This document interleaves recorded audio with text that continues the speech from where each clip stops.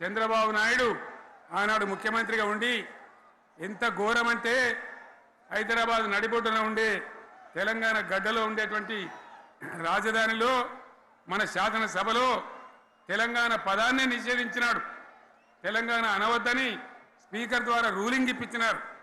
ఇదే జిల్లాకు చెందినటువంటి ప్రణయ్ భాస్కర్ గారు ఆ రోజు ఎమ్మెల్యేగా శాసనసభలో తెలంగాణ అంటే అది నేరమైనట్టుగా పరిగణించి తెలంగాణ పదాన్ని నిషేధించేటువంటి ప్రయత్నం చేసినారు. ఆంధ్ర వలసవాద ముఖ్యమంత్రులు ఏం మాటలు మాట్లాడినారు? తెలంగాణ వస్తే కారు చీకట్లు అవుతాయి, మీకు కరెంటే రాదు, మీకు పంటలు పండియే రాదని చెప్తే వాళ్ళ నోర్లు మూయించేలాగా ఉత్తమమైనటువంటి ట్రాన్స్ఫార్మర్ కావాలన్నటువంటి మోటార్లు కావాలన్నటువంటి నాణ్యమైన కరెంటును 24 గంటలు సప్లై చేసినాం. రైతు ఇంట్లో కూర్చుంటే పొలాల కాడ బోర్లు దుంకినాయి. మీరందరూ కళ్ళారా చూసినారు. నాకంటే ఆ విషయం మీకే ఎక్కువ తెలుసు. అదేవిధంగా రైతులు చనిపోతే 2 ఎకరాలు 3 ఎకరాలు ఉన్న రైతులు ఏముంటుంది? వాళ్ళకి ఆదాయం ఉండదు. వాళ్ళు సస్తే బీఆర్ఎస్ రాకముందు పట్టించుకున్న నాతులు లేడు. అదే బీఆర్ఎస్ వచ్చిన తర్వాత రైతు బీమా ఇచ్చి వాళ్ళు చనిపోయినాక 8 రోజుల్లోనే వాళ్లకు రైతు బీమా అందే విధంగా ఆనాడు చర్యలు తీసుకున్నాం. Today is a very good occasion, wonderful occasion. మా స్టూడెంట్స్ అందరినీ చూస్తూ ఉంటే ఎక్కడ చూసినా కేరింతలు, ఎక్కడ చూసినా మిమ్మల్ని చూస్తే ఎంత అభిమానం ఉందంటే రాబోయే రోజుల్లో ఈ అభిమానాన్ని మీ అందరికీ భవిష్యత్ ఇచ్చే విధంగా ఏ కార్యక్రమాలు చేయాలో చేయడానికి నేను సిద్ధంగా ఉన్నాను.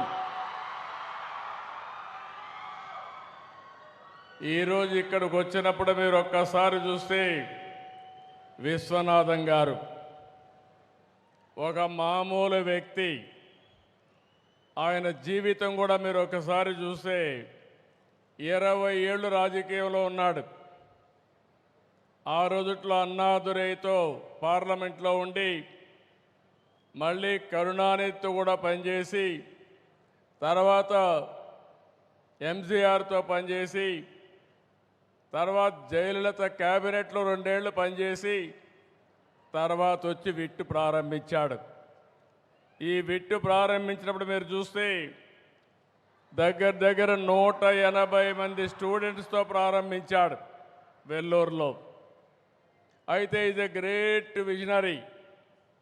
2014లో రాష్ట్ర విభజన జరిగింది. నేను అప్పటికి ఎలక్షన్ కూడా కాలేదు. కానీ మొట్టమొదటిసారిగా వచ్చి వారు ఒకటే చెప్పారు, మీ మీద నాకు నమ్మకం ఉంది, మీరు గెలిచిన వెంటనే అమరావతిలో నేను విట్టు పెడతానని చెప్పిన మొట్టమొదటి వ్యక్తి విశ్వనాథం గారు.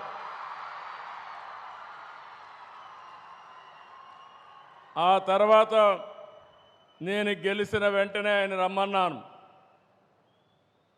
ఇక్కడ ల్యాండ్ కూడా మీరు ఒక్కసారి చూస్తే ప్రపంచంలో ఇలాంటి ఎక్స్పెరిమెంట్ ఎక్కడా జరగలేదు. ఒక వ్యక్తి మీద నమ్మకం పెట్టుకొని 29,000 మంది రైతులు 34,000 ఎకరాలు భూమి రాజధానికి ఇచ్చారు. మేము కూడా అభివృద్ధిలో భాగస్వాములు అవుతామని ఫార్మర్స్ ముందుకు వచ్చారు. అది ఒక టర్నింగ్ పాయింట్. మీ అందరికీ ఒక ఐడియా ఉంది, నేను ఎప్పుడు కూడా అభివృద్ధిలో ముందుంటాను. అందరమారిగా మాటలు చెప్పను. ఒక్కోసారి ట్రాక్ రికార్డు కూడా ఉంది. హైదరాబాద్లో ఎవ్వరు కూడా జూబ్లీ హిల్స్ అవతల ఏది చూడని రాళ్ళు రెప్పలు. అలాంటి రాళ్ల రెప్పల్లో భవిష్యత్తును చూసిన వ్యక్తి, భవిష్యత్తును చూసిన పార్టీ తెలుగుదేశం పార్టీ.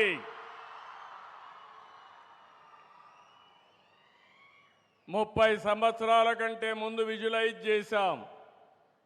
భవిష్యత్తు ఏ విధంగా ఉంటుందో ఆలోచిస్తే ఆ రోజు నాకు అనిపించింది ఐటీకి భవిష్యత్తు ఉంది, అందిపుచ్చుకోవాలనే ఉద్దేశంతో నేను ఆ రోజు ప్రారంభించాను.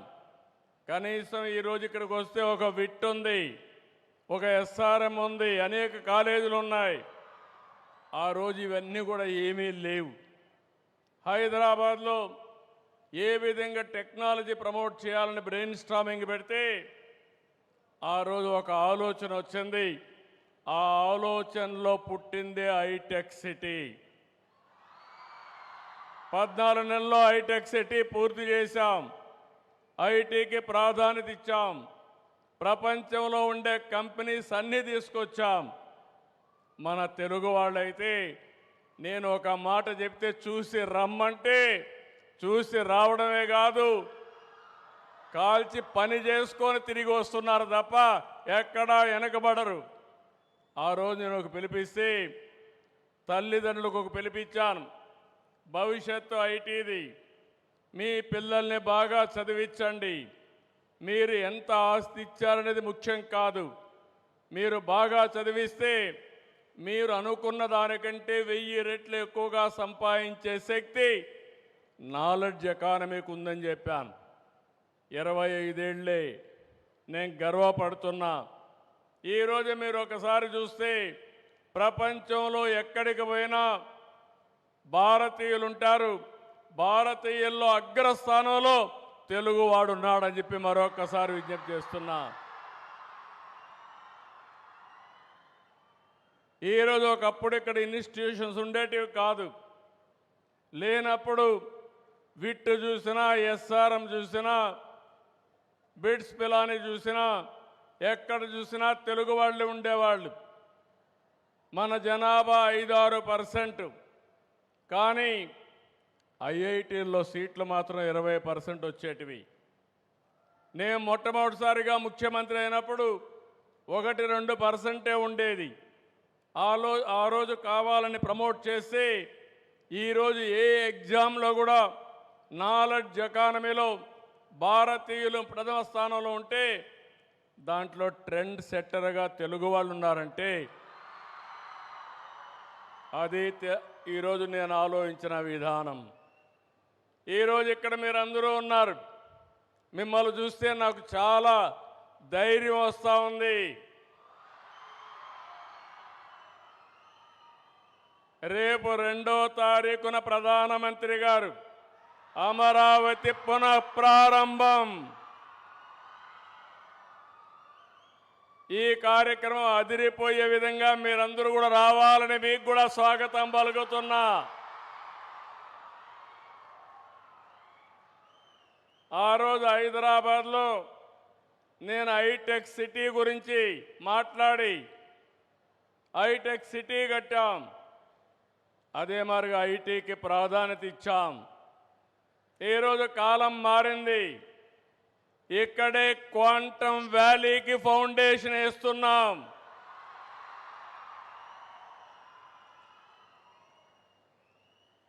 ఇండియాలో మొట్టమొదటిసారిగా ఒకప్పుడు హైటెక్ మాట్లాడితే ఐటీ మాట్లాడితే అర్థం కాలేదు. ఇప్పుడు క్వాంటమ్ కంప్యూటర్ మాట్లాడితే చాలామంది అంటున్నారు అది ఏం చేస్తుందని. ఇప్పుడుండే కంప్యూటర్స్ కంటే 1000 రెట్లు ఫాస్టర్గా ఏది కావాలన్నా క్యాలిక్యులేషన్ చేసే శక్తి క్వాంటమ్ కంప్యూటర్కి ఉంటుంది. ఇంకో పక్కన ఇక్కడ పిల్లలు ఉన్నారు, వీటిలో మీరున్నారు. ఆల్గరిథమ్స్ రాసే బాధ్యత మీదే, ఏఏ రాసే బాధ్యత మీదే.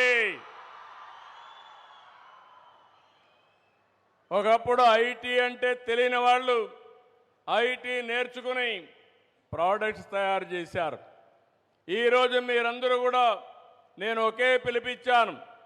ప్రతి ఒక్క ఇంటికి ఒక ఏఐ యూస్ కేస్ అన్న తయారు చేయాలి, లేకపోతే ఏఐనా వాడాలని. ప్రతి ఒక్క ఇంటిలో ఒక ఆంట్రప్రెన్యూర్ తయారు కావాలి. ఒకప్పుడు మీరందరూ ఉద్యోగాలు అడిగేవాళ్ళు. నేను మొట్టమొదటిసారిగా ఎమ్మెల్యే అయినప్పుడు చూశాను. అవసరమైతే ఇంట్లో ఉండే 2 ఎకరాలు అమ్మి లంచం ఇచ్చి ఒక అటెండర్ పోస్ట్ అడిగేవాళ్ళు.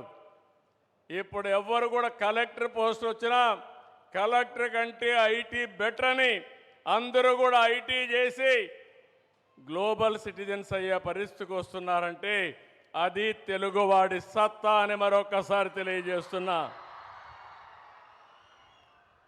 అందుకని ఈరోజు ఈ అమరావతిని మీరు ఒక్కసారి ఆలోచిస్తే మనం 2వ తారీఖు మాట్లాడుకుంటాం కాబట్టి నేను ఎక్కువ ఆ విషయాలు ఇక్కడ మాట్లాడను.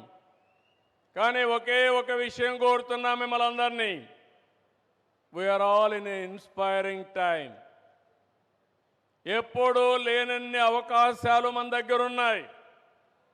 మీరు అనుకుంటే అది సాధ్యం. ఒకప్పుడంతా కూడా బాగా చదవాలని తపనుండేది. చదువు ముఖ్యం, అది నాలెడ్జ్ మాత్రం ఇస్తుంది. కానీ చదువుకున్న నాలెడ్జ్ని అప్లికేషన్ చేయాలంటే వినూత్నమైన పద్ధతిలో ఇప్పటి నుంచే మీరు ఆలోచించాల్సిన అవసరం ఉంది. ఈరోజు ఇక్కడుండే పిల్లలందరూ ఒక మంచి యూనివర్సిటీలో ఉన్నారు.